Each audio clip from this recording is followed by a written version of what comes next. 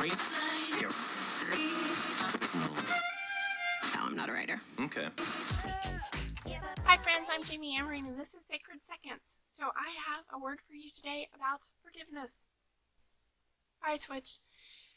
Forgiveness, the whole word just seems to be like this loaded thing, and I get emails from people who are like, I can't forgive, I have no forgiveness for this situation or this situation. And the hard part of that is scripture is usually just as simple as forgive as Christ forgave you. Forgive as Christ forgave you.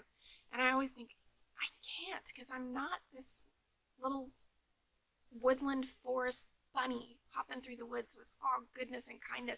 I get mad and I get sad and I have these feelings, and so I don't have forgiveness. And that was completely inaccurate, and that was even further shown to me today when I was researching this and a couple other things that I'm doing on forgiveness. When I looked up forgiveness for something I was writing, I just wanted the exact wording for it, and there it was, the word noun. Forgiveness is a noun. It's a thing. So I built this little box and I wrapped it in some paper, and it's this thing. It's a thing that I have, and I love that I have this thing that Christ gave me freely, and I can give it freely. Now that being said, I have a few adjectives in association with some forgiveness issues that are completely separate. I can continue to offer forgiveness. I can continue to say that I have forgiveness for things that still really hurt or things that I'm not quite over, but that's completely different than saying I have forgiveness. The adjectives are like happy, sad, mad, bitter, gassy. Those are things you feel. Forgiveness is something you have, something you can choose to have, just like your belief in Jesus Christ. I have my belief in Jesus Christ. Now, if a prayer is not answered the way that I wanted, or a friend is really hurting and her faith is shaken, my belief might be associated with an adjective of hurt or mad or sad or whatever, but I still have my belief. So in forgiveness, I have forgiveness. It was given to me. He gave it to me. Give is, just like it says in the scripture. He gave it to you, now you give it to someone else.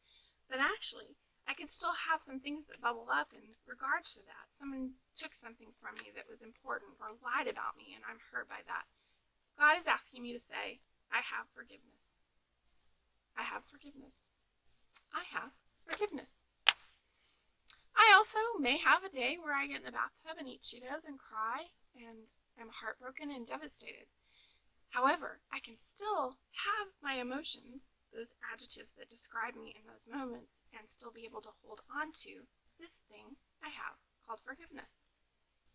I think it's pretty cool. I think it's a new way of looking at forgiveness. We have it already. Christ in us. That's my favorite scripture. Where did I put that? It's Colossians 1:27, and I'll paraphrase, but Christ in you, the greatest mystery, the hope of glory. Christ in me means that I have forgiveness. He gave it to me when he died on that cross. It's mine. It's a little box.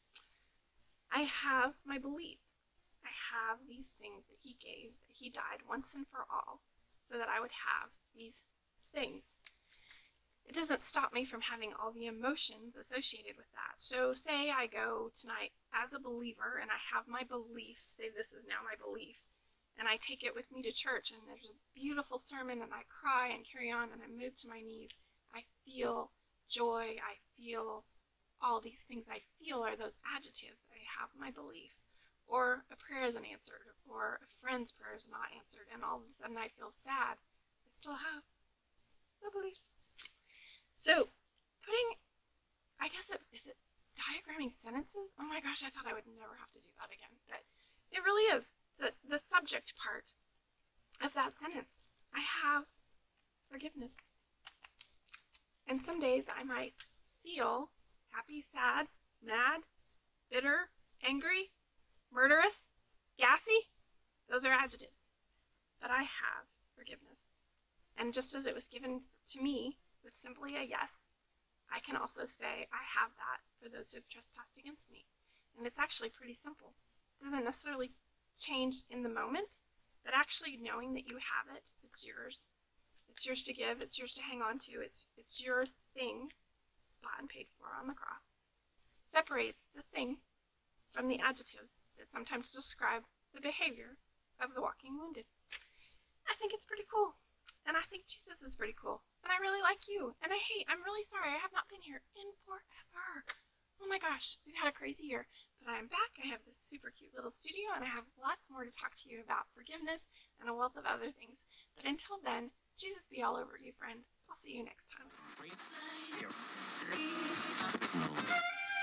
No, I'm not a writer. Okay. Give up on my way.